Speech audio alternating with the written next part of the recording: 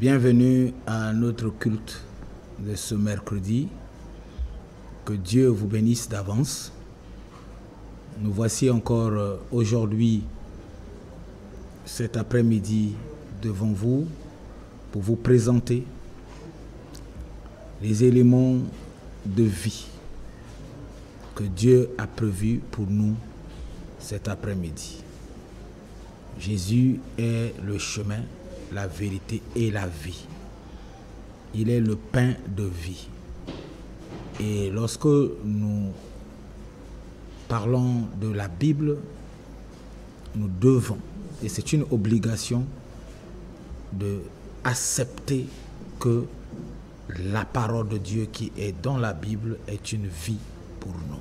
Ça nous donne encore la force et le courage de continuer à vivre avec foi et avec espérance en Jésus. Que Dieu vous bénisse. Alors, nous sommes dans l'ordre divin. C'est la grande commission et aussi le plan global du salut. C'est de ça que nous sommes en train de parler depuis le 5 janvier. Nous sommes en train de parler sur le fondement biblique, le disciple. Qui est un disciple et qui est le maître, nous avons appris. Et on venait de terminer sur un disciple de plus. C'est des séries d'enseignements. Et là, nous sommes sur la série L'ordre divin, c'est-à-dire le plan global du salut pour l'humanité. Alors, prions au nom de Jésus-Christ de Nazareth. Éternel des armées, le Dieu Tout-Puissant, nous te remercions et nous te rendons grâce pour ce soir. Que ta main toute puissante nous accompagne et que ton onction soit sur nous. Merci encore, Saint-Esprit, pour cette parole, pour la révélation des Écritures ce soir, au nom de Christ Jésus. Amen. Alors, très rapidement, nous allons rentrer dans les Écritures pour pouvoir comprendre. Et je vais commencer par faire un petit rappel sur ce que nous avons écouté dimanche passé. Et nous avons lu Matthieu 28, 18 à 20. Et ici, il est dit que Jésus, s'étant approché, leur parla ainsi. Tout pouvoir m'a été donné dans les ciels et sur la terre. Tout pouvoir lui a été donné. Tout pouvoir. Donc, il n'y a pas une partie. C'est tout pouvoir qui lui a été donné. Et en ce moment-là, nous devons savoir comprendre ce que dit les Écritures. Je souligne tout pouvoir parce que après nous allons parler de ça. Et après avoir dit qu'il a tout le pouvoir, et donc dans tout le pouvoir, il y a le pouvoir de ordonner. Il ordonne, il dit allez, faites de toutes les nations des disciples, les baptisant au nom du Père, du Fils et du Saint-Esprit. Nous avons aussi lu Marc 16, 15 à 16. Puis il leur dit, allez par tout le monde et prêchez la bonne nouvelle à toute la création. Nous avons insisté la fois dernière sur le monde. Donc je voulais que vous souligniez. Ensuite, il dit, c'est lui qui croira et qui sera baptisé sera sauvé. Mais c'est lui qui ne croira pas sera condamné. Ensuite, nous avons lu 1 Pierre 2, 9. Vous, au contraire, vous êtes une race élue, un sacerdoce royal, une nation sainte. Et notre problème était à ce niveau-là, une nation sainte. Merci. Alors, lorsque nous regardons les Écritures, les 3 versets bibliques que nous venons de lire, là je suis dans le rappel, nous avons dit que lorsque Dieu regarde le monde, il le regarde, lorsqu'il regarde la terre, il le regarde sous 3 grands groupes. Donc 3 nations différentes. Il y a Israël qui est une nation. Il y a le monde. C'est-à-dire que les nations du monde qui forment une nation. Et il y a aussi l'Église qui est une nation sainte. Donc les 3 grandes nations. C'est pour dire que Dieu est un Dieu des nations. Il connaît tout ce qui se passe dans chaque nation, de chaque 3 groupes. Alors lorsqu'il demande aux disciples d'aller, et dans l'ordre, nous avons dit que l'ordonnateur de la mission, c'était Jésus lui-même. Parce que là, c'est Christ, Jésus qui parle. Christ Jésus en train de parler, et il envoie ses disciples. Si on peut regarder rapidement Luc 10, 2 à 3 pour comprendre et pour s'assurer que c'est Jésus lui-même qui ordonne. Il leur dit, ici c'est Jésus qui dit, la moisson est grande, mais il y a peu d'ouvriers. Priez donc le maître ici c'est qui? C'est le maître des disciples. Parce que nous sommes en train de parler du disciple-là. Et chaque disciple a un maître. Et donc le maître, si on peut nous renvoyer, le maître de la moisson, d'envoyer, donc priez donc le maître de la moisson d'envoyer des ouvriers dans sa moisson. Ensuite, il dit, partez. Ça c'est Jésus qui dit, partez, voici, je vous envoie. Le pronom personnel, je, c'est Jésus qui envoie en ce moment-là des disciples. Donc ici, nous sommes convaincus que c'est Jésus qui est l'ordonnateur de la mission. Si Jésus est l'ordonnateur de la mission, donc la mission n'est plus une mission normale, n'est plus une mission naturelle, mais ça devient une mission surnaturelle, donc une mission divine. La mission de disciple-là, c'est une mission divine. Donc ça sort dans un contexte de mission naturelle qu'on peut donner, qu'on peut trouver dans les entreprises, dans les administrations. Ça, c'est une mission divine, une mission surnaturelle. Dans un autre cadre, pas le cadre ordinaire. Comprends-moi, ce soir, tu vas être ouvert, tu seras ouvert par rapport à ce que tu avais appris avant. Je viens peut-être pour compléter, pour t'aider à comprendre un certain nombre de choses. La mission quitte la dimension naturelle et rentre dans la dimension surnaturelle parce que l'ordinateur, ou bien l'ordonnateur plutôt, est Jésus. Comme c'est Jésus qui ordonne, la mission quitte le naturel pour le surnaturel de Dieu. Donc voilà pourquoi on appelle cette mission-là la grande commission. Le plan global du salut. Nous avons aussi dit, cette commission divine a été confiée à toute l'Église de Jésus. Ce n'est pas seulement au pasteur, ce n'est pas seulement aux responsables d'église, ce n'est pas seulement aux serviteurs, mais c'est donné à toute l'église, à tout disciple de Jésus. Tout celui qui a donné sa vie à Jésus reçoit le mandat d'aller faire disciple. Puisque toi-même, tu as été fait disciple, Jésus attend de toi aussi de faire des autres disciples. Voilà donc la mission globale donnée à toute l'Église. Nous avons aussi dit que la cible de la mission, selon les versets que nous venons de lire, c'est premièrement les nations, donc dans les trois nations, on demande à une nation qui est l'Église d'aller vers les 2 autres nations. Ça, c'est la cible. Faites de toutes les nations des disciples. La cible de la mission, c'est les nations. Deuxième cible, c'est le monde. On dit aller par tout le monde. Donc la deuxième cible, c'est le monde. On dit aller par tout le monde et prêcher la bonne nouvelle à toute la création. J'avais dit d'autres fois que la création ici et le monde, c'est la même chose. Quand on parle de création, on parle d'individu. Quand on parle du monde, on parle d'individu. Parce que Jésus est venu pour le monde.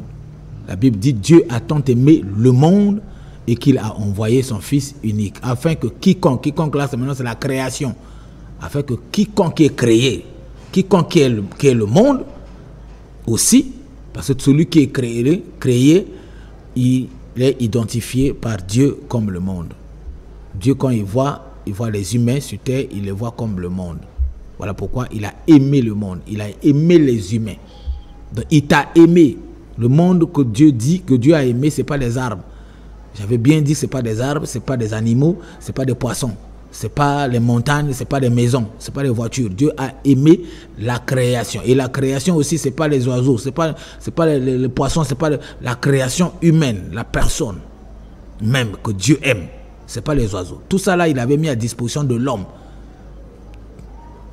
Toute la décoration que tu vois du monde là, c'était mis pour toi. Dieu t'aime.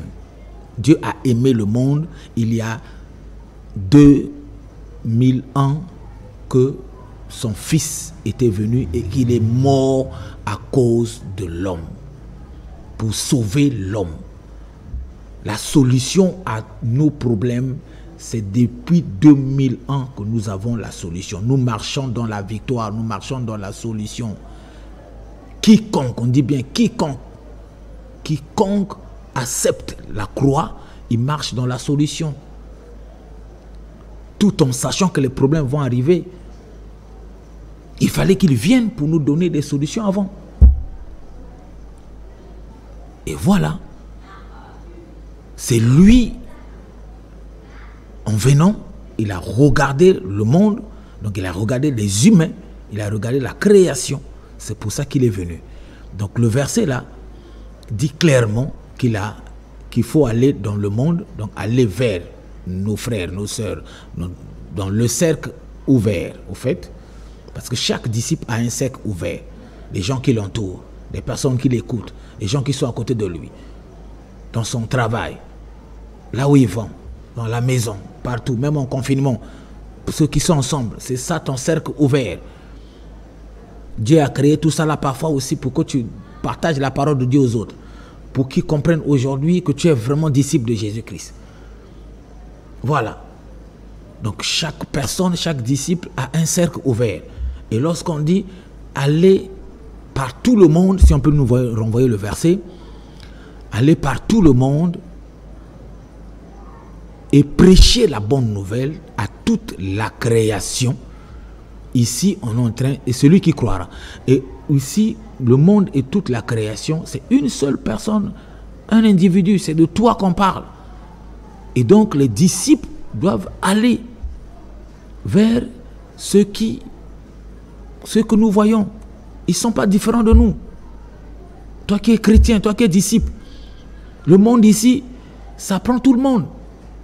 Des sorciers, des gens de mauvaise vie, les pharisiens, les gens qui cherchent ton mal, les gens qui sont à côté de toi, les gens qui sont distants, là où tu te trouves au travail, ton environnement. C'est là le monde. Toutes ces personnes-là sont appelées monde. Et même dans le langage humain, lorsque les gens se retrouvent quelque part, parfois on dit « Ah, il y a du monde là-bas ». Il y a du monde, mais quel monde? C'est des personnes qui sont là-bas qu'on dit il y a du monde. Et c'est chaque personne qui fait monde.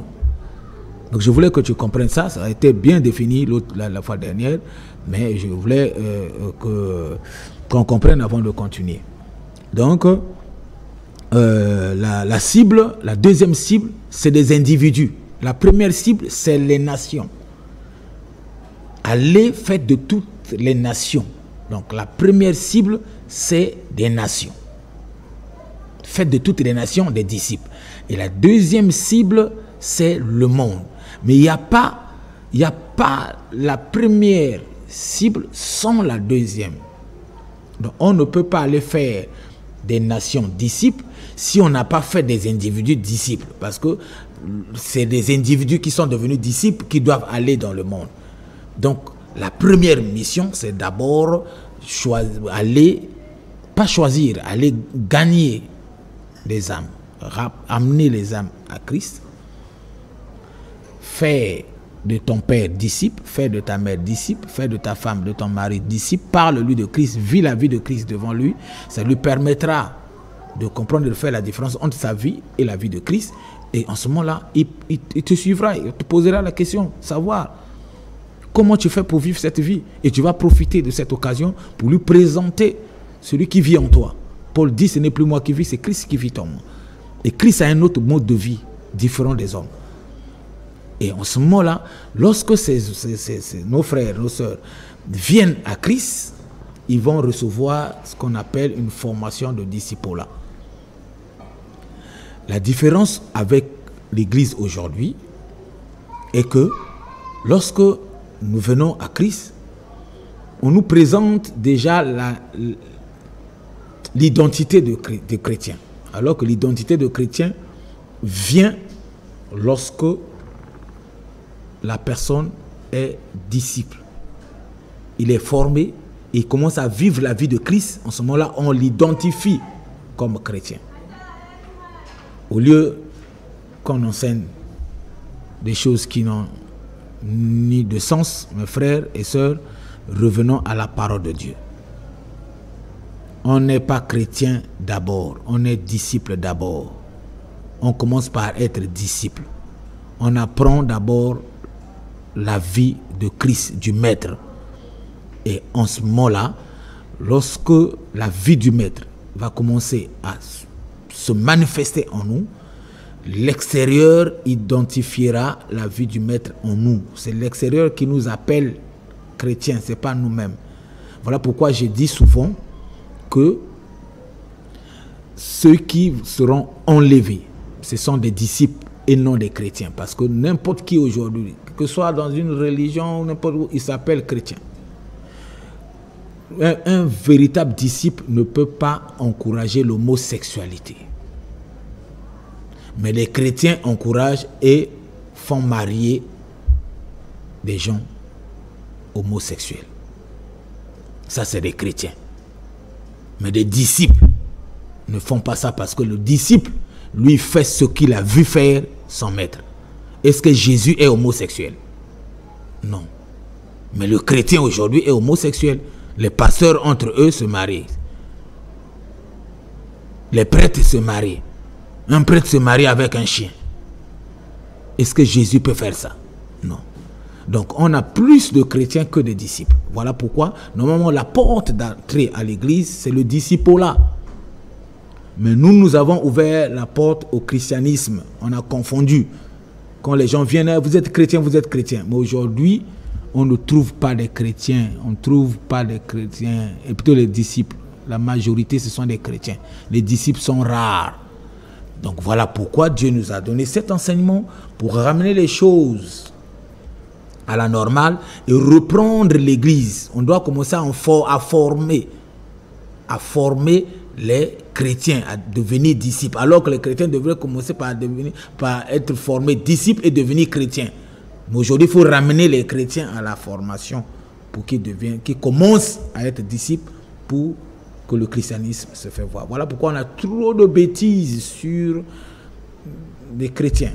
Trop de bêtises. Des pasteurs qui violent. Ils ne sont pas disciples. Ils sont chrétiens. Ils ont pris ce nom-là. N'importe qui peut prendre ce nom.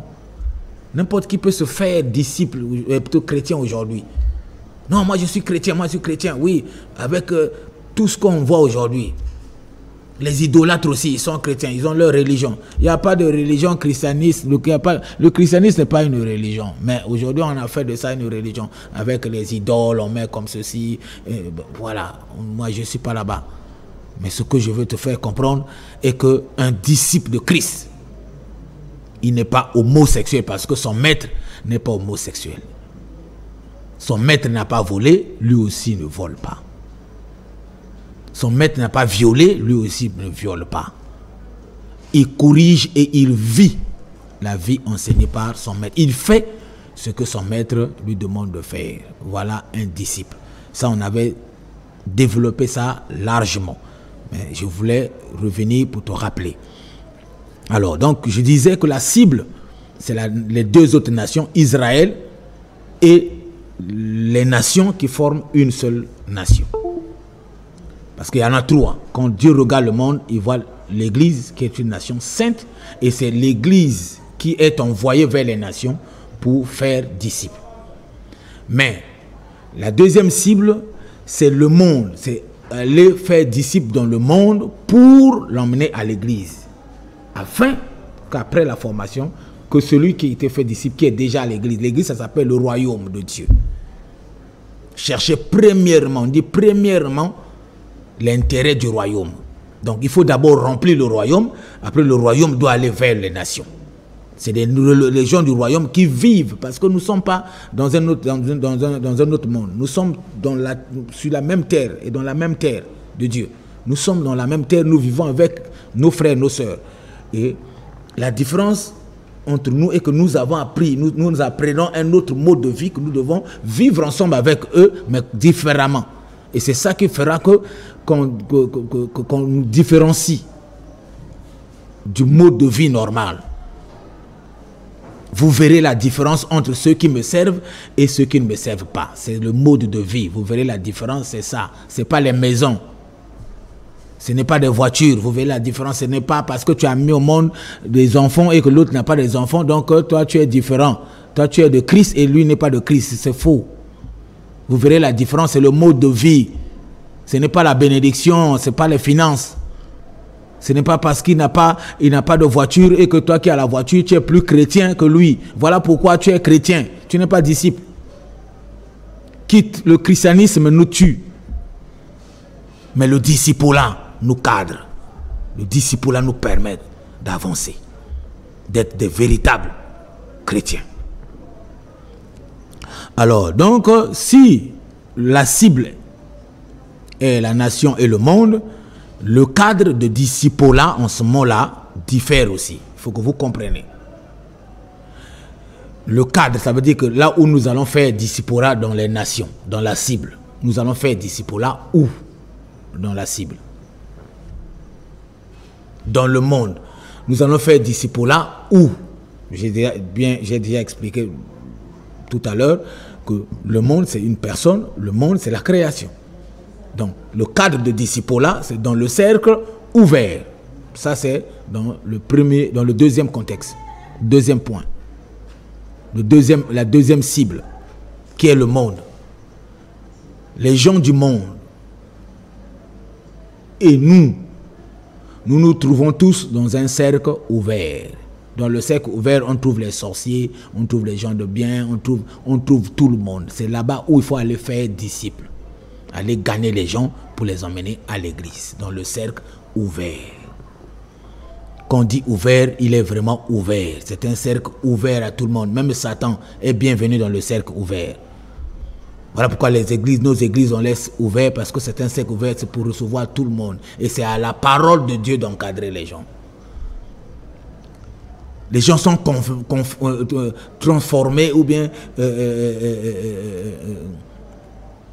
les gens sont convaincus lorsque la parole pure les touche. Et lorsqu'ils sont convaincus, ils sont transformés. Même les plus grands sorciers ont donné leur vie à Christ. On a vu. Les gens ont abandonné les fétiches. Depuis le temps de Jésus jusqu'à aujourd'hui. La parole de Dieu transforme des personnes. La sorcellerie, c'est un mode de vie, ce n'est pas un esprit, c'est un mode de vie qui manipule les esprits. Il suffit que le sorcier soit transformé, son mode de vie soit transformé, son système de pensée soit transformé, il ne va plus manipuler les esprits, il va maintenant être habité par un esprit. Et il sera manipulé par un esprit. Parce que lorsqu'on est sorcier, on est manipulé par des esprits et on manipule les esprits. Mais lorsque tu es transformé, tu deviens chrétien, bien disciple. C'est le Saint-Esprit qui te transforme et c'est le Saint-Esprit qui te donne un mode de vie. C'est le Saint-Esprit maintenant qui commence à te manipuler. Tu vivras par rapport au rythme du Saint-Esprit. Voilà, donc le cadre de disciple, là où nous allons faire le disciple dans les nations, c'est le premier cadre, donc les endroits, là où nous allons faire le disciple, c'est dans les 7 secteurs d'activité du monde. Je peux dire les 7 sphères d'influence du monde, je peux dire dans le système mondial. Et dans le système mondial, on trouve 7 secteurs. Et nous avons cité ces 7 secteurs-là. Il y a les médias, il y a l'éducation, il y a la religion, il y a le gouvernement, il y a la famille, il y a l'économie et il y a un 7e qu'on va regarder dans les écrits. J'avais dit que l'art et divertissement qui prend donc la musique et le sport. Donc voilà les 7 sphères qui influencent chaque nation. Et dans chaque nation, on retrouve ces 7 éléments. Et ce sont ces 7 éléments-là qu'il faut que nous, disciples, allons vers, puisque nous devons normalement se retrouver dans chaque élément. Soit on est gouvernant. Aujourd'hui, tous les disciples fuient d'être gouvernants. Comment nous allons faire disciple le gouvernement de la nation si nous ne sommes pas là-bas? Il y a des milieux où le charisme ne peut pas rentrer. Le charisme ne peut pas entrer. La démonstration, l'onction, tout ça, ça ne peut pas entrer dans le gouvernement. Là-bas, c'est un mode de vie pour les gagner, pour transformer le langage du gouvernement, pour inclure les valeurs chrétiennes dans le gouvernement. Il faut que nous intégrons là-bas. Et aujourd'hui, quand un chrétien intègre là-bas, il est franc-maçon, il est sorcier, il est ceci. Mais comment nous allons faire? Nous allons faire ce que Christ nous demande de faire. La grande commission ne s'arrête pas seulement à l'église. On ne peut pas s'asseoir à l'église pour dire que nous sommes en train de servir Dieu. Ça, c'est pas servir Dieu. À l'église, c'est faire l'œuvre du ministère. Mais servir Dieu, l'œuvre de Dieu se fait au dehors. L'œuvre de Dieu, c'est au dehors. C'est dans le gouvernement qu'on prend des lois, qu'on arrête des lois, des mesures. Et si sur 30 ministres, on a 15 ou 17 disciples ministres, je suis sûr que la loi qui sortira sera à peu près conforme à la parole de Dieu. Ça, c'est clair. Parce qu'on a nos frères là-bas. Mais lorsque le pourcentage est moins élevé, on a 1% ou parfois 0% de disciples dans le gouvernement. Vous voulez être dirigé par quoi? Les chrétiens. Oh non, nous, les églises, on vient casser, on vient faire ceci. Mais oui, mais parce que là-bas, là où on prend des lois, vous n'êtes pas là-bas. Vous fouillez. Voilà pourquoi, frère, et je t'encourage de faire la politique. Mais garde ta nature de chrétien. Garde ton caractère de disciple. Mais sois gouvernant, sois ministre, sois président de la République, député. Si un chrétien est député, imaginez-vous, ici en Afrique, un véritable chrétien est député. Il va prendre soin des siens. Mais lesquels sont nos députés aujourd'hui? Regarde comment... C'est parce que là-bas, il n'y a personne. Donc, faire de ces nations-là disciples, c'est ça. Inculquer les valeurs chrétiennes en eux, dans ce groupe-là. Regarde la musique, regarde le sport. Même la musique, on dit la musique chrétienne. La musique chrétienne n'existe pas. Ils copient des choses et puis ils viennent. Il n'y a pas l'onction, il n'y a rien, ça ne touche pas, ça ne bouge pas. Ça devait impacter plus que la musique mondaine. Ça n'impacte pas, ça ne domine pas.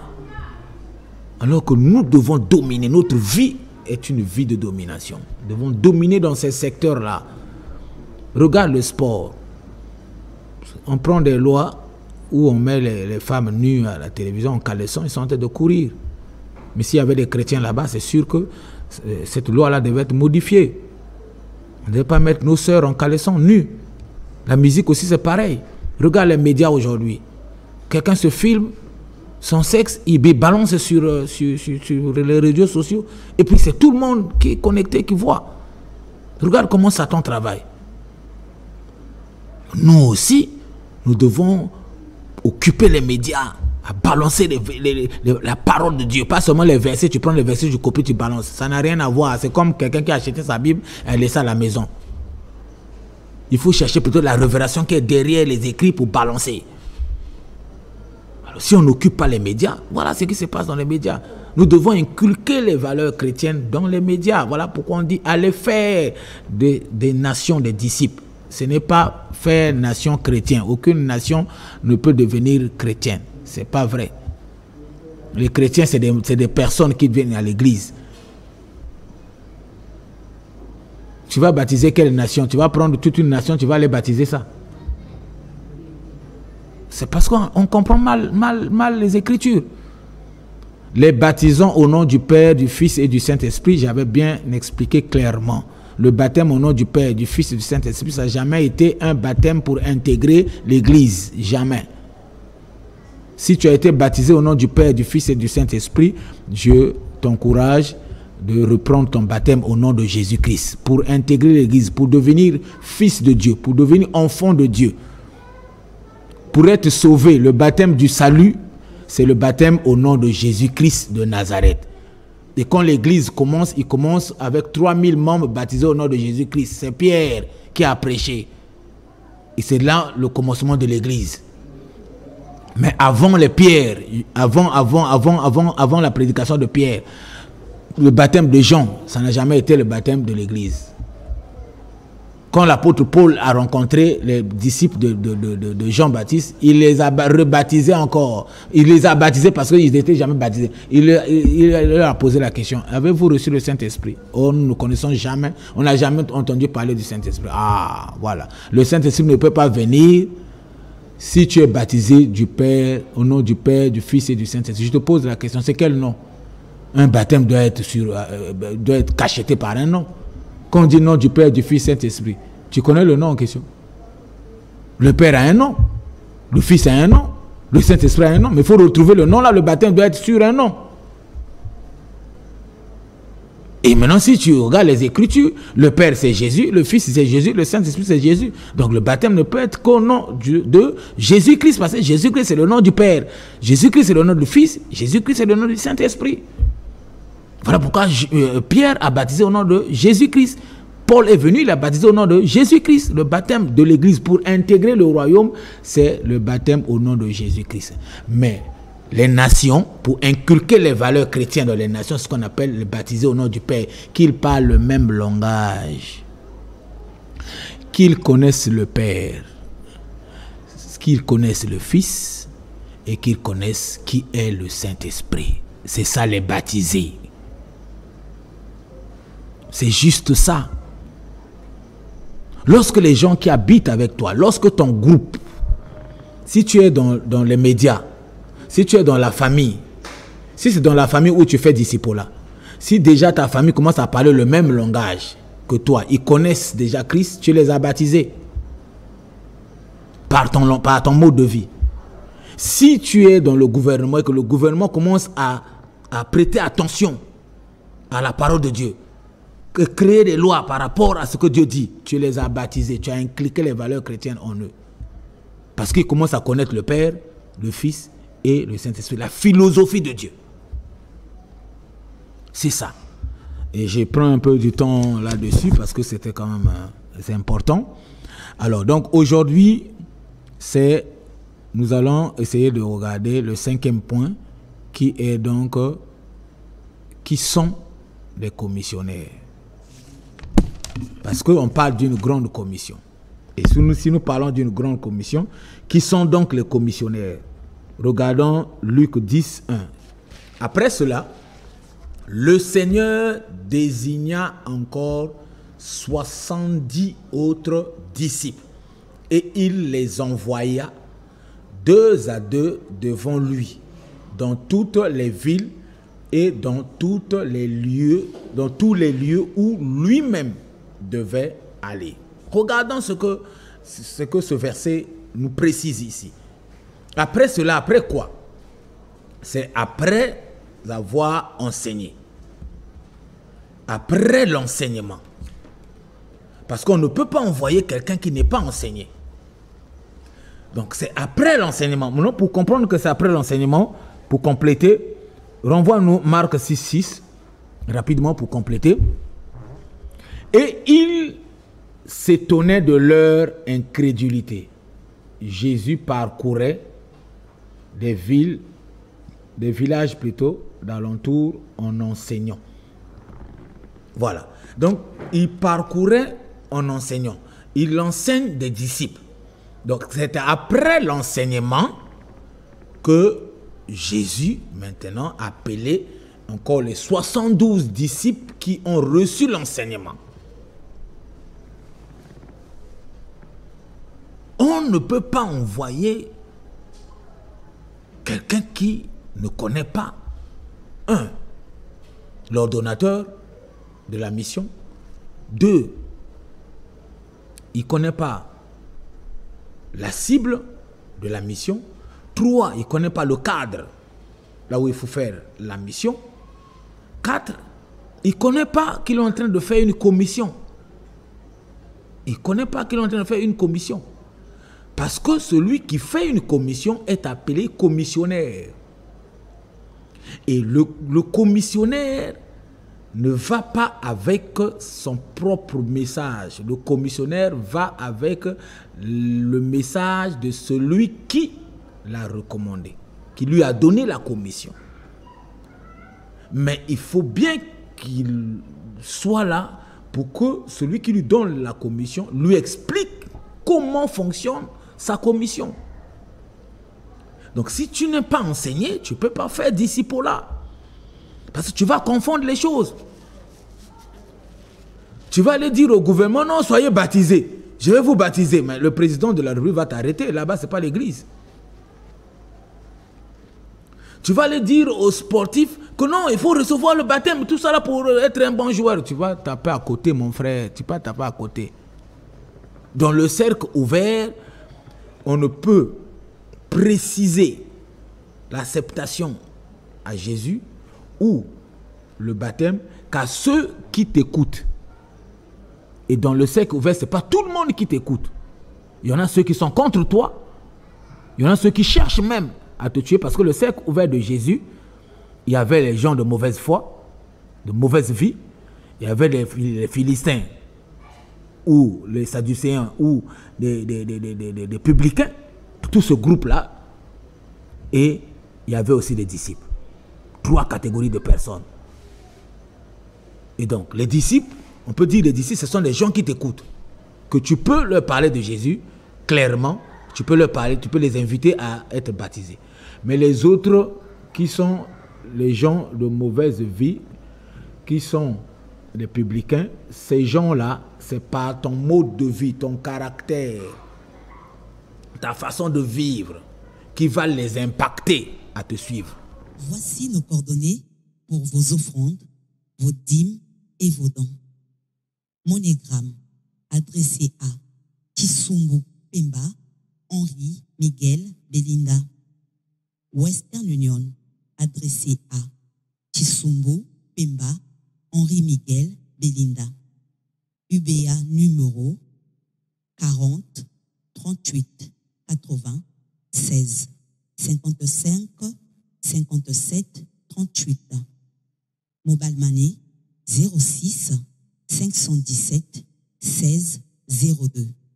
Airtel Money 04 038 20 02.